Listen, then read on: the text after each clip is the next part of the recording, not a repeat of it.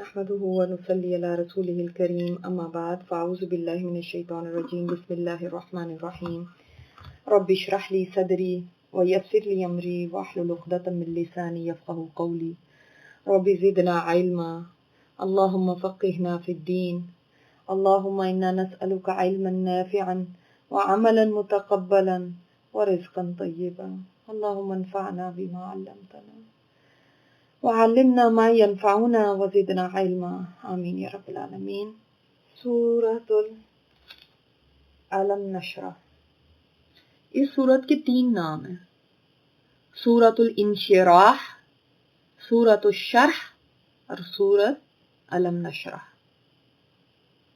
اور تینوں ہی اس کی پہلی آیت سے ہی ہیں، اور اس میں بھی نبی علیہ الصلوۃ والسلام کا سینہ جو اللہ تعالیٰ نے کھولا اس کا ذکر ہے، اور آپ صلی اللہ علیہ وسلم کی ہی بات اس میں بھی کی گئی ہے۔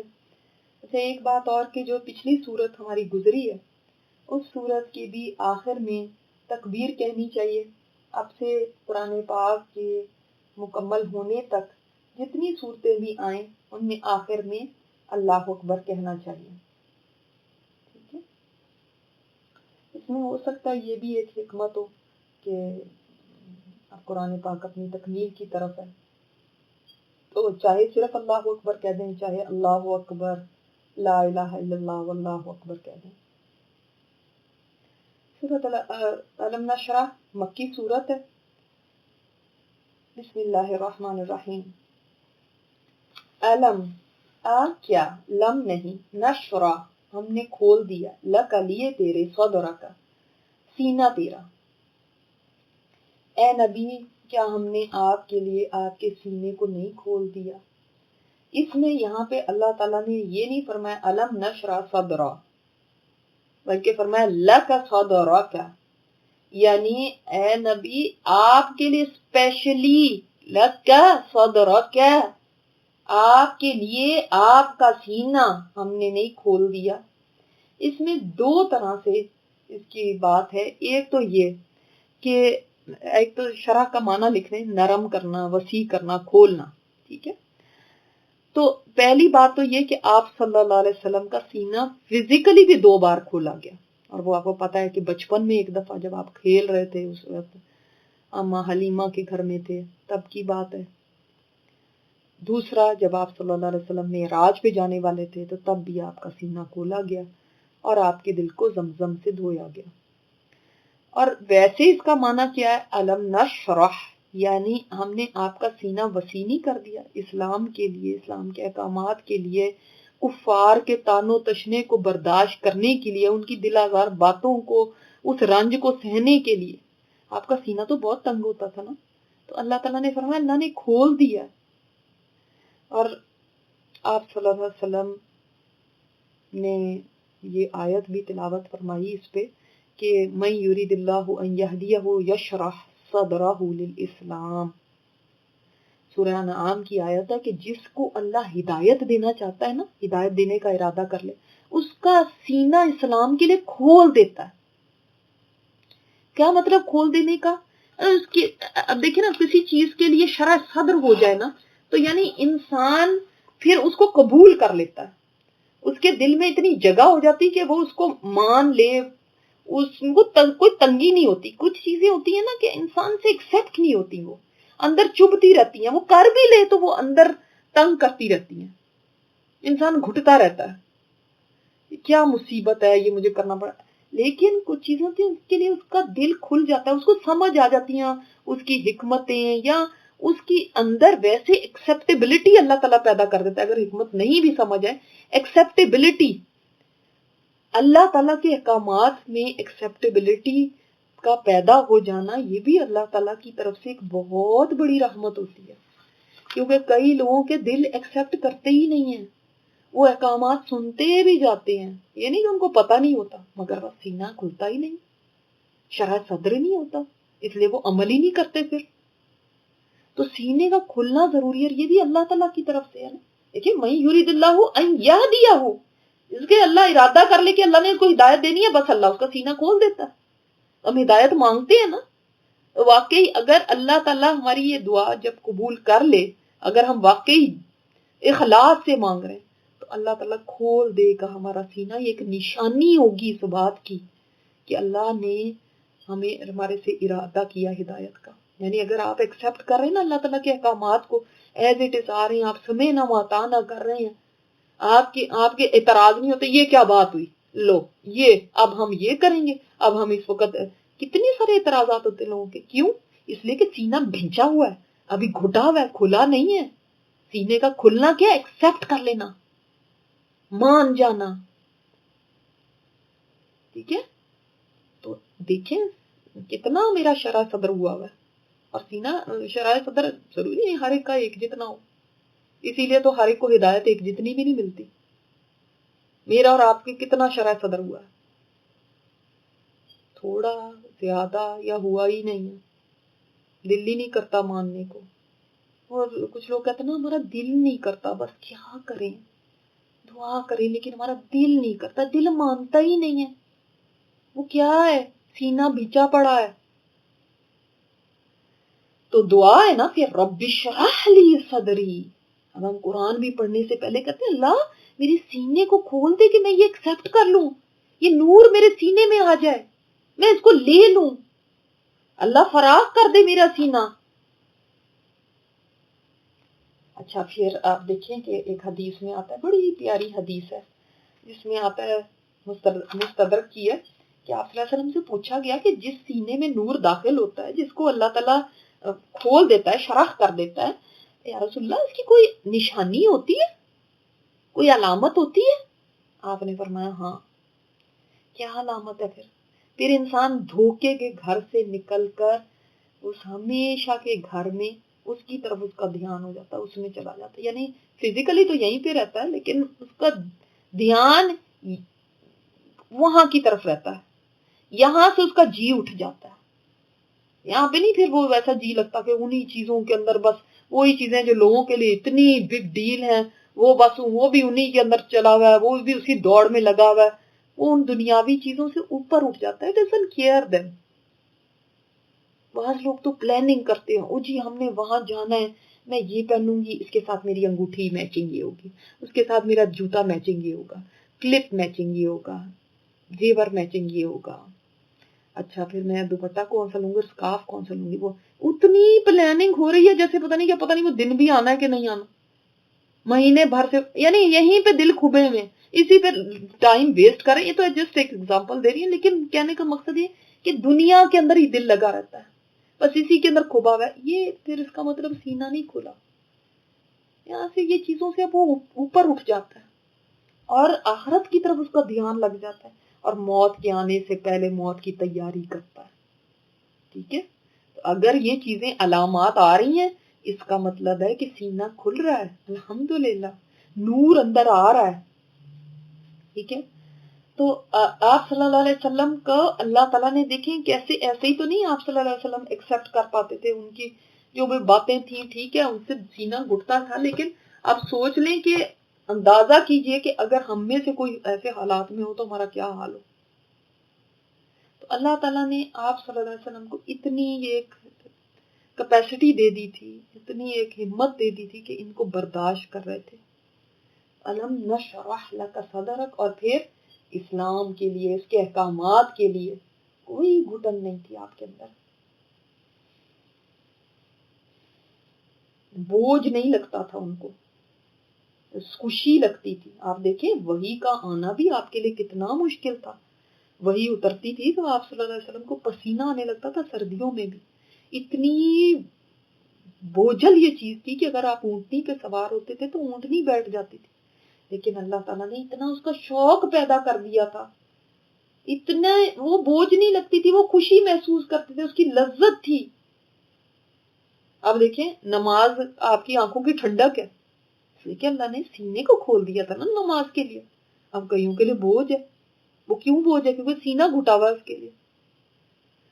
تو الم نشرح لک صدرک, اے نبی آپ اللہ تعالیٰ کے اس احسان کو نہیں سمجھتے کہ اللہ نے آپ کا سینہ کیسے کھول دیا, مشکلات کو سہنا آپ کے لیے کیسے آسان کر دیا, ہر محرومی کے اوپر آپ کو کیسے راضی کر دیا. ورنہ کئی لوگوں کے باپ ہی فوت ہو جائے تو وہ کہتے ہیں, بڑے ہو کے بھی فوت ہو جائے, کہتے ہیں ہاں हमारा बाप फौत हो गया, अल्लाह ने हमारे साथ ऐसा क्यों किया, अब बस हम अल्लाह से नाराज। इतनी महरूमियां होने के बावजूद कोई अल्लाह से कभी शिकायत नहीं की, राजी रहे। तो देखें, ये भी अल्लाह ताला ने अपने एहसानात याद कराए हैं। और जो दावत की तंगी थी उसके लिए भी सीने को खोल दिया, उसको बर्दाश्त करने के लिए, इस बड़ी जिम्मेदारी को उठाने के लिए भी सीने को खोल दिया। ववदाअना अन्का विज़रक, और उठा लिया हमने तुझसे तेरा बोझ। और वो बोझ क्या था? नबूवत भी एक बोझ थी ना, उसको हल्का कर दिया आपके लिए। बड़ी बोझल चीज थी, हर एक के लिए नहीं आसान उठाना कोई ऐसी जिम्मेदारी। देखो छोटी छोटी हमारे ऊपर जिम्मेदारियां पड़ जाती हैं, हम कहते हैं मेरे से तो नहीं ये जिम्मेदारी उठाई जाती भाई, ये तो बड़ी मुश्किल है। आप सल्लल्लाहु अलैहि वसल्लम ने खुशी से उठाई। और फिर जो आप सल्लल्लाहु अलैहि वसल्लम पे एक और बोझ था, और वो क्या बोझ था कि नबी अलैहिस्सलाम इतना उड़ते थे ये देख देख के कि इन लोगों, ये लोग किस तरफ जा रहे हैं, ये क्या कर रहे हैं, ये भी एक बोझ था ना। तो अल्लाह ने आपको हिदायत का रास्ता दिखाकर, यानी वही आपको नबूवत देकर ये बोझ भी आपसे हटा लिया कि अब आप उनको गाइड कर सकते हैं। ये माजी की नेमतें हैं जो अल्लाह ताला ने आपको याद दिलाई हैं, ताकि आपको हौसला दे के आगे भी अल्लाह अच्छा करेगा आपके लिए। और ये कैसा बोझ था, ये विज़र कैसा था? अल्लज़ी अनक़ज़ ज़हरक, जो नक़दा कहते हैं किसी जैसे किसी टेबल के ऊपर आप इतनी भारी चीज रख दें कि वो हिलने लगे, कोलैप्स होने के करीब हो जाए। तो आपकी पीठ पर, आपकी कमर पर, यानी कमर भी इंसान की जिस्म का एक मजबूत हिस्सा होती है, आपकी कमर पर जो बोझ था, जो आपको यानी कमर तोड़ बोझ जिसको कहते हैं, यानी इतना बोझल था ये सब कुछ आपके लिए, ये सब देखना, ये कितना स्ट्रेस था। क्योंकि आप सल्लल्लाहु अलैहि वसल्लम लोगों की गुमराही देख के ऐसे नहीं करते थे जैसे हम देखते हैं, फिर उसके बाद अफसोस करते हैं, फिर उसके बाद इधर उधर बातें करते हैं, फिर हम आराम से बैठ जाते हैं, फिर हम कहते हैं अब हम क्या करें, तो जो करते रहे। नहीं, आप सल्लल्लाहु अलैहि वसल्लम को तो चैन नहीं आता था, आपको तो अपनी जिम्मेदारी लगती थी कि मैंने ही करना है, ये क्यों ऐसे हो रहे हैं, इतने गमगीन रहते थे, इनकी हालत बदलना चाहते थे। तो इस बोझ से अल्लाह ताला ने आपको आजाद कर दिया, यानी रहनुमाई करके रिलीफ दे दिया आपको।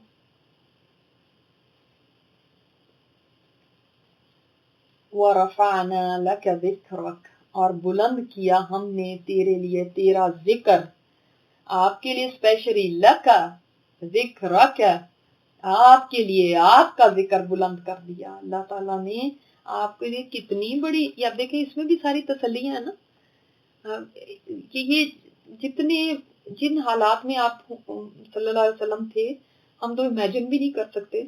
लेकिन अगर आप थोड़ी देर के लिए जरा सोचें वहां का माहौल, और फिर जिस टेंस या स्ट्रेस के अंदर आप सल्लल्लाहु अलैहि वसल्लम होंगे, आपकी जो टेंशन होगी उसमें जब ये आयात उतरती होंगी तो कितनी सूदिंग होंगी। है नबी, हमने आपके लिए आपका जिक्र बुलंद कर दिया, और दुहा, और अलम नशरह लक सदरक, जब घूप अंधेरा नजर आ रहा है उस वक्त अल्लाह ताला रोशनी दिखा रहा है, जब लग रहा है कि कैसे होगा ये फ्यूचर, तो कुछ भी नजर नहीं आ रहा, कोई ऐसी चीज नहीं है कि जो कुछ लगे कि ये यहाँ से कोई बहुत पॉजिटिव चीज नजर आ रही हो, कुछ भी ऐसा नहीं था। क्या इसी तरह चलता रहेगा? नहीं, अल्लाह ने आपकी पहले भी तो मदद की है, अल्लाह ने देखो कैसे आपसे ये बोझ उठाया है, अल्लाह ने कैसे आपका सीना खोल दी, और अल्लाह ने तो आपका जिक्र बड़ा बुलंद किया है। अब आप सल्लल्लाहु अलैहि वसल्लम को क्या पता था कि एक वक्त ऐसा भी आएगा कि पूरे ग्लोब के ऊपर, पूरे ग्लोब पे एवरी सेकंड अजान हो रही होगी जिसमें आपका जिक्र आ रहा होगा, अशहदु अन्ना मुहम्मद रसूलुल्लाह। आप सल्लल्लाहु अलैहि वसल्लम को तो पता भी नहीं होगा कि इतना इतना आपका जिक्र अल्लाह दुनिया में भी बुलंद करेगा, आखिरत की भी नहीं बात हो रही। कोई इंसान मुसलमान ही नहीं हो सकता, इस्लाम में दाखिल ही नहीं हो सकता जब तक कि वो आपकी रिसालत की गवाही ना दे दे। किसी की नमाज ही मुकम्मल नहीं हो सकती जब तक कि आपके ऊपर दरूद ना पढ़ ले। कैसे अल्लाह ने आपका जिक्र बुलंद किया, लोग कैसे आपके ऊपर दरूद पढ़ते जा रहे हैं, और जब तक एक भी मुसलमान जिंदा रहेगा यह दरूद पढ़ा जाता रहेगा। اور آپ کے کیسے دیوانے ہوں گے، کیسے آپ کے دیوانے ہوں گے جو کہ آپ کی ایک جھلک دیکھنے کے لیے، جو آپ کی بات کرتے ہوں تو ان کے آنسو آ جاتے ہوں، جو آپ سے ملاقات کرنے کا شوق رکھتے ہوں، کہ آج اگر اتنے آپ کے مخالفین ہیں تو ایسا نہیں رہے گا. وَرَفَعْنَا لَكَ ذِكْرَكَ، اور آخرت میں آپ کا ذکر کیسے بلند ہوگا. یہ شفاعت کبریٰ آپ صلی اللہ علیہ وسلم کرائیں گے نا، مقام محمود کے اوپر اللہ تعالیٰ آپ کو فائز کرے گا. آپ ہی کی شفاعت سے سب کے فیصلے شروع ہوں گے قیامت کے دن، جب کوئی نبی شفاعت کرنے کو تیار نہیں ہوگا، آپ صلی اللہ علیہ وسلم اس وقت کریں گے. اور جب سب سے آگے آپ جا کے جنت میں داخل ہوں گے، جنت کھلوائیں گے. فَإِنَّ مَعَ الْعُسْرِ يُسْرًا، إِنَّ مَعَ الْعُسْرِ يُسْرًا، بس یقیناً تنگی کے ساتھ آسانی ہے، بے شک تنگی کے ساتھ آسانی ہے. عسر معرفہ ہے ایک، اور یسر نکرہ ہے، جس میں آپ کو ہم کئی دفعہ ترجمہ کرتے ہیں نا، کئی کا، کچھ کا، ایسے ترجمہ کرتے ہیں نا کہ اس کے اندر زیادہ کیپیسٹی ہے. عسر جو ہوتی ہے، الف لام جو ہوتا ہے، جو معرفہ ہوتا ہے، وہ اس کو اسپیسیفک کر دیتا ہے، کوئی ایک خاص چیز. اور جب نکرہ آتا ہے، جیسے یہاں پہ یسرا آیا، اسم نکرہ ہے نا، تو پھر اس کے اندر وہ کھلا ہے، کوئی بھی اس میں آ سکتا ہے، وہ اسپیسیفک نہیں ہے کہ بس یہ ہی، بس نہیں، کچھ، کئی، کسی، ایسے سارے ترجمے ہم کرتے ہیں. تو یسرا بہت ساری ہیں، عسر ایک ہی ہے، وہ ایک خاص ہے، اس کے ساتھ یسر بہت ساری آ جانی ہے. تو جہاں پہ عسر اللہ بھیجتا ہے، اگر عسر ڈالتا ہے تو ساتھ یسر بھی تو ہے، اور وہ معا ہے. ہر تنگی کے بعد آسانی نہیں ہے. لوگ کہتے ہیں ہر تنگی کے بعد آسانی ہے، نہیں، ہر تنگی کے ساتھ آسانی ہے. معا ہے، معا، ایز آئے گی. جہاں مشکل آئے گی وہیں پہ ساتھ اللہ کہیں نہ کہیں سے کوئی آسانیاں بھی بھیج دیتا ہے، وہاں سے کوئی راستے بھی ایسے نکال دیتا ہے. تو انسان لیکن وہ اس عسر کے اندر اتنا غرق ہوتا ہے کہ اس کو یسر نظر ہی نہیں آتی کہ ان کے کوئی یسر بھی تو آ رہی ہے نا. مشکلوں کے اندر ہی وہ اتنے غم کے اندر چلا جاتا ہے کہ وہ یسر سے وہ اندھا ہی ہو جاتا ہے، اس کو نہیں نظر آتی. لیکن اللہ تعالیٰ یسر بھیجتا ہے. ارے ان عسر سے ہی گزر کے تو پھر دیکھیں یسر آئے گی نا. اور سب سے بڑی یسرا جنت بھی ان عسر سے ہی گزر کے آئے گی، اور جنت کی نعمتیں عسر سے ہی گزر کے ملیں گی. حضرت مریم کے اوپر کتنی بڑی عسر آئی تھی، جب پاک دامن عورتیں جن کے اوپر کبھی کوئی بات نہیں ہوئی، جو اتنے پاک گھرانے سے تعلق رکھتی ہیں، خاندان کتنا بڑا وہ، یعنی اللہ والا، اللہ کے دین کے لیے کام کرنے والا ہے، اور بچہ پیدا ہو رہا ہے ایسے کہ بغیر شادی کے. تو اب اس وقت کہتی ہیں اللہ کاش میں مر جاتی اس سے پہلے کہ میرے اوپر یہ وقت آتا. یعنی اتنا ان کو بدنامی کا تھا کہ اب میرے کیا بنے گا. لیکن اللہ نے ساتھ ہی یسر بھی بھیج دی نا، یہ اللہ تعالیٰ نے اسی بچے کو بلوا دیا، وہ بچہ بولنے لگا. تو اسر سے گزرتے ہیں تو ساتھ اسر آ جاتی ہے. فَإِذَا فَرَغْتَ فَانْصَبْ، پھر جب فارغ ہو جاؤ تو کھڑے ہو جاؤ. جب ان کاموں سے فارغ ہو جاؤ، دعوت و تبلیغ کے، تو اللہ کی عبادت میں لگ جاؤ. وَإِلَىٰ رَبِّكَ فَارْغَب، اور رغبت کہتے ہیں شوق کے ساتھ کسی کی طرف مائل ہونا، چاہت کے ساتھ. رغبت یہ نہیں ہوتی کہ مارے باندھے کا کھڑے ہو جانا، نہیں. جب آپ فارغ ہوں تو فارغ ہو کا مطلب کیا ہے، یہ آپ دعوت و تبلیغ کے کام سے فارغ ہوں تو اس کے بعد کیا کریں، پھر کھڑے ہو جائیں، پھر محنت کریں عبادت میں. اور آپ صلی اللہ علیہ وسلم کتنی محنت کرتے تھے کہ رات کو کھڑے رہتے تھے تو پاؤں سوج جاتے تھے، سویلڈ ہو جاتے تھے کھڑے رہنے سے، اتنی محنت کرتے تھے. اور ہم سوچتے ہیں کہ جب فارغ ہو جائیں تو اب بس آرام ہی آرام ہے، تھوڑا سا کام اور آرام زیادہ ملے ہمیں.